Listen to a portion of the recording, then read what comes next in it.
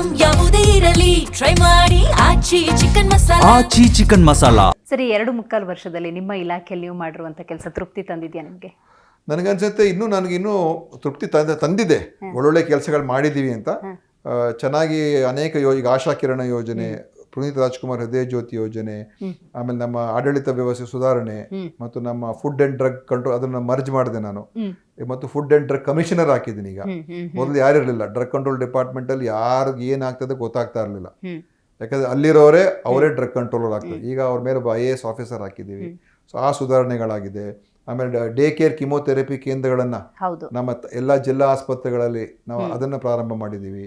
ಈಗ ಉಪಚುನಾವಣೆ ಇರೋದ್ರಿಂದಾಗಿ ಸರ್ ಸಂಪುಟದ ಬಗ್ಗೆ ಅಷ್ಟು ಚರ್ಚೆಗಳು ಆಗ್ತಾ ಇಲ್ಲ. ಒಂದ್ ಪಕ್ಷ ಏನಾದ್ರು ಮತ್ತೆ ಚರ್ಚೆ ಬಂತು ಅಂದ್ರೆ ಆರೋಗ್ಯ ಇಲಾಖೆಯಲ್ಲೇ ಮುಂದುವರಿಬೇಕು ಅಂತ ಬೇರೆ ಬೇಡಿಕೆ ಇದೆಯಾ? ನನಗೆ ಆತರ ಏನಿಲ್ಲ, ಅದು ಏನ್ ತೀರ್ಮಾನ ತಗೊಳ್ತಾರೆ. ಬಟ್ ನನಗೆ ಈ ಇಲಾಖೆಯಲ್ಲಿ ಮುಂದುವರಿಬೇಕು ಅಂತ ನನಗೆ ಆಸೆ ಇದೆ. ಯಾಕಂದ್ರೆ ಈಗ ನಾವು 108 ಆಂಬ್ಯುಲೆನ್ಸ್ ಅದನ್ನ ಪೂರ್ತಿ ಈಗ ನಮ್ಮ ರಾಜ್ಯ ಸರ್ಕಾರನೇ ಕಂಟ್ರೋಲ್ ತಗೊಳ್ತಾ ಇದೀವಿ. ಈಗ ತಗೊಂಡ್ಬಿಟ್ಟಿದೀವಿ. ಈಗ ಅದನ್ನ ಅಂತಿಮ ರೂಪಕ್ಕೆ ತರ್ತಾ ಇದೀವಿ. ಒಳ್ಳೆ ಆಧುನಿಕ ವ್ಯವಸ್ಥೆ ತರ್ತಾ ಇದೀವಿ.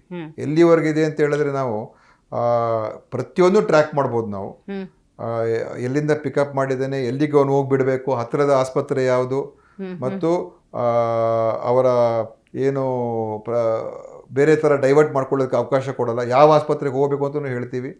ಮತ್ತು ಬಹಳ ಆಧುನಿಕ ಒಂದು ಸಾಫ್ಟ್ವೇರ್ ತಗೊಂಡ್ಬಂದಿದ್ದೀವಿ. ಪ್ರತಿಯೊಂದರಲ್ಲೂ ಕೂಡ ಒಂದು ಟ್ಯಾಬ್ಲೆಟ್ ಇರ್ತದೆ. ಸೊ ಆಂಬ್ಯುಲೆನ್ಸ್ ಇಂದನೇ ಅವರು ಡಾಕ್ಟರ್ ಹತ್ರ ಮಾತಾಡಬಹುದು, ವಿಡಿಯೋ ಕಾಲ್ ಮುಖಾಂತರ ಪೇಷಂಟ್ ನ ತೋರಿಸಬಹುದು. ತಕ್ಷಣಕ್ಕೆ ಏನ್ ಮಾಡಬೇಕು ಅಂತ ಅವ್ರು ಅಲ್ಲೇ ಅಡ್ವೈಸ್ ಮಾಡಬಹುದು. ಯಾಕಂದ್ರೆ ಅದು ಕ್ರೂಷಿಯಲ್ ನಮ್ಗೆ. ಏನು ಆ ಟೈಮಲ್ಲಿ ಏನ್ ಟ್ರೀಟ್ಮೆಂಟ್ ಸಿಗ್ತದೆ ಅದು ಬಹಳ ದೊಡ್ಡ ಇಂಪ್ಯಾಕ್ಟ್. ಸ್ವಲ್ಪ ತಡ ಆದ್ರೆ ಜೀವ ಹೋಗ್ಬೋದು ಅಥವಾ ಬಹಳ ದೊಡ್ಡ ಹಾನಿ ಆಗ್ಬೋದು. ಸೊ ಅದನ್ನ ನಾವು ಯಾವ ರೀತಿ ಎಮರ್ಜೆನ್ಸಿ ಕೇರ್, ತುರ್ತು ಕೇರ್ ಹೇಗೆ ಕೊಡ್ಬೋದು ಅಂತ ಅದ್ರ ಬಗ್ಗೆ ನಮ್ಮ ಬಹಳ ದೊಡ್ಡ ಬದಲಾವಣೆ ಮಾಡ್ತಾ ಇದೀವಿ. ರೈಟ್. ಇದ್ರ ಜೊತೆಗೆ ಸರ್ ಉಪಚುನಾವಣೆ ಇರೋದ್ರಿಂದಾಗಿ ಕರ್ನಾಟಕದಲ್ಲಿ ಮುಖ್ಯಮಂತ್ರಿ ಕುರ್ಚಿ ಚರ್ಚೆ ಕೂಡ ಕಡಿಮೆ ಆಗಿದೆ. ಮತ್ತೇನಾದ್ರೂ ಅದೇ ಚರ್ಚೆಗಳು ಚುನಾವಣೆ ಆದ್ಮೇಲೆ? ಈಗಾಗಲೇ ಅದ್ರ ಬಗ್ಗೆ ಸ್ಪಷ್ಟವಾಗೆಲ್ಲ ಹೇಳಿದ್ದಾರೆ. ಇದೇನೇ ಇದ್ರು CM ಏನ್ ಹೇಳಿದರೆ ಹೈಕಮಾಂಡ್ ಡಿಸಿಷನ್, ಶಿವಕುಮಾರ್ ಹೇಳಿದ್ರೆ ಹೈಕಮಾಂಡ್ ಡಿಸಿಷನ್. ಕೆಲವು MLAಗಳು ಅವರು ಇವರು ಏನೋ ಹೇಳ್ಕೊಂಡು ತಿರುಗಾಡ್ತಾರೆ ಅಷ್ಟೇ.